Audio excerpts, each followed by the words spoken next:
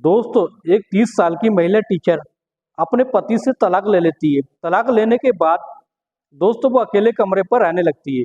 इसी के दौरान दोस्तों जब वो अकेली रहती है तो बच्चों को ट्यूशन देने लगती है। उसी के बीच में उसकी मुलाकात एक ऐसे लड़के से होती है जो मजदूरी कर रहा होता है और उसी की कॉलोनी का रहने वाला होता है। दोस्तों वो लड़का इतना स्मार्ट हैंडसम होता है, वो महिला टीचर जो होती है उसको अपना दिल दे बैठती है। एक दिन ऐसा होता है उस लड़के को अपने कमरे पर लाती है, लाने के बाद उसको शराब पिलाती है दोस्तों।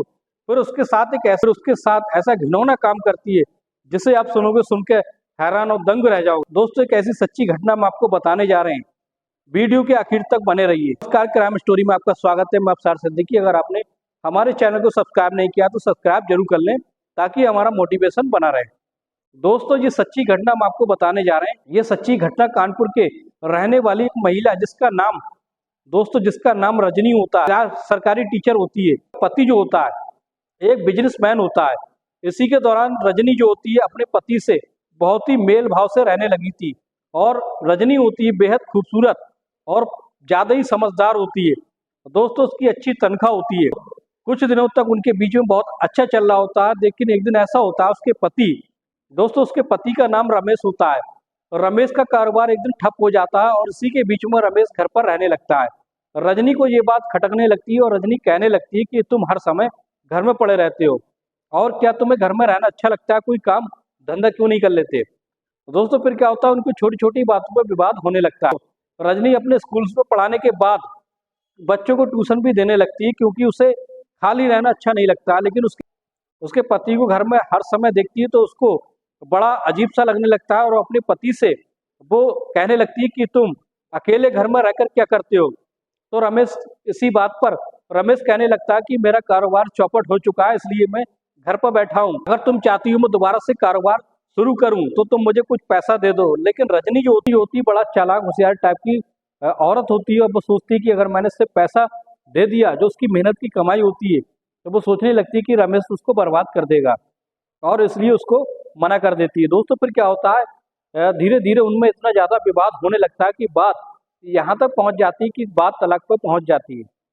अब रजनी जो कहती है कि मैं तुमसे तलाक लेकर रहूंगी, मुझे तुम्हारे साथ एक पल भी नहीं रहना है क्योंकि मैं तुम्हारे साथ नहीं रह सकती, ऐसे बेकार आदमी के साथ नहीं रह सकती जो घर पर खाली पड़ा रहता है।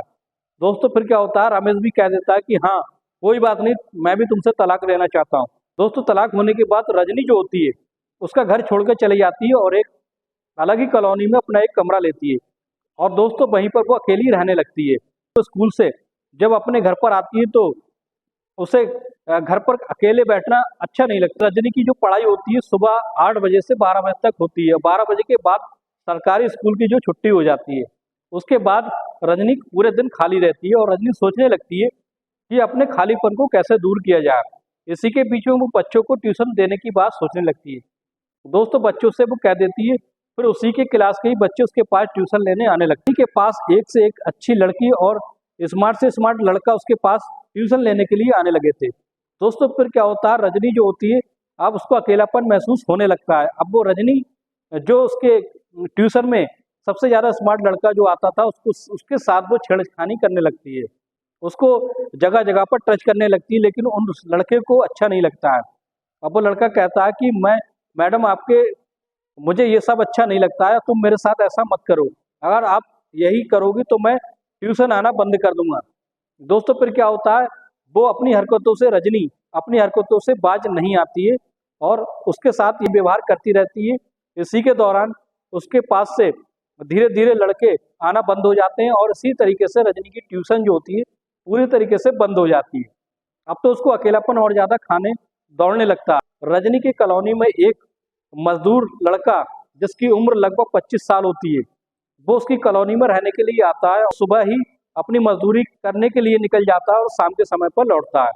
दोस्तों जिस दिन उस लड़के की छुट्टी होती है तो वो रजनी से कुछ बातचीत कर लिया करता बिरजू होता है। और बिरजू जो होता है दिखने बारने में हट्टा खट्टा स्मार्ट होता है।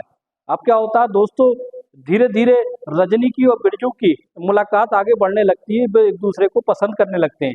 दोस्तों एक दिन ऐसा होता है, बिरजू काम पे नहीं गया होता तो रजनी जो होती है उसको अपने कमरे में ले जाती है। ले जाने के बाद दोस्तों वो दोनों बातचीत करते हैं। उसके बाद दोनों इतने रोमांटिक हो जाते हैं रोमांटिक होने के बाद दोस्तों वो शराब का सेवन करते हैं।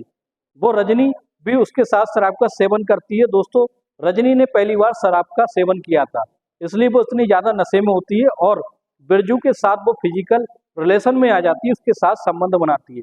दोस्तों लगभग 1-2 घंटे तक उनके साथ संबंध बनते हैं। संबंध बनने के बाद रजनी को वो चरम सुख मिल जाता है और जो उसके पति से आज तक नहीं मिला था। अब इसलिए वो उस मजदूर से बहुत ज़्यादा खुश रहने लगी थी, बिरजू से इतनी ज़्यादा प्रभावित हो गई थी कि उसके साथ रहने का फैसला करने लगती है। बिरजू जो होता है, लेकिन उसकी हिस्ट्री रजनी को पता नहीं होती कि वो बहुत ही चालाक टाइप का होता है। और बिरजू जो होता है, एक दिन ऐसा होता है दोस्तों, एक दिन फिजिकल रिलेशन बना रहे होते हैं, तभी चुपके से वो अपनी वीडियो रिकॉर्ड कर लेता है। फिर क्या होता है, उसके दिमाग में एक प्लान चलने लगता है। दोस्तों वो रजनी से कहता है, रजनी के मोबाइल पर वीडियो सेंड करता है और कहता है, रजनी देखती है तो चौंक जाती है और कहने लगती है कि ये तुमने क्या किया। तो बिरजू कहता है कि मुझे पैसों की सख्त ज़रूरत है, अगर तुमने मुझे 5 लाख रुपए नहीं दिए तो मैं तुम्हारी ये वीडियो सोशल मीडिया पे वायरल कर दूंगा। अब तो रजनी जो होती है, रजनी घबरा जाती है और सोचने लगती है कि अगर सोसाइटी में उसकी ये बात सबको पता चलेगी तो बड़ा ही अनर्थ हो जाएगा, यानी उसकी बहुत ज़्यादा बेइज्जती होगी, क्योंकि वो एक सम्मानित सरकारी टीचर होती है, उसको लोग बहुत अच्छे तरीके से जानते हैं। दोस्तों इसी तरीके से वो बिरजू को 5 लाख देने का फैसला कर लेती है, लेकिन उसको कुछ दिन का समय देती है। बिरजू जो होता है वो अपनी धाक लगाए बैठा रहता है। लेकिन दोस्तों क्या होता है, रजनी ज़्यादा ही समझदार होती है, होशियार होती है, चुपके से जाकर पुलिस थाने में उसके खिलाफ एफआईआर दर्ज कराती है कि उसने उसके साथ उत्पीड़न किया, कि वीडियो बनाकर उसको ब्लैकमेल कर रहा है। दोस्तों फिर क्या होता है, पुलिस जो होती है तुरंत ही उस बिरजू के कमरे में पहुंचती है और बिरजू को अरेस्ट करके लाती है। अरेस्ट करने के बाद उसको थाने में बंद कर दिया जाता है। तो रजनी जो होती है बिरजू पर इतनी धाराएं लगवाती है कि वो उसको जेल में डाल दिया जाता है। अब रजनी समझ चुकी थी कि किसी के साथ इस तरीके से फिजिकल रिलेशन बनाना भी सही नहीं है, कब कौन उसके साथ कौन सा कांड कर दे। इसलिए रजनी जो होती है अब बड़ा समझदारी से रहने लगी थी, अब किसी लड़के के साथ वो संबंध नहीं बनाती है। दोस्तों इसी तरीके से अपनी जिंदगी को अकेले ही काटने लगी थी।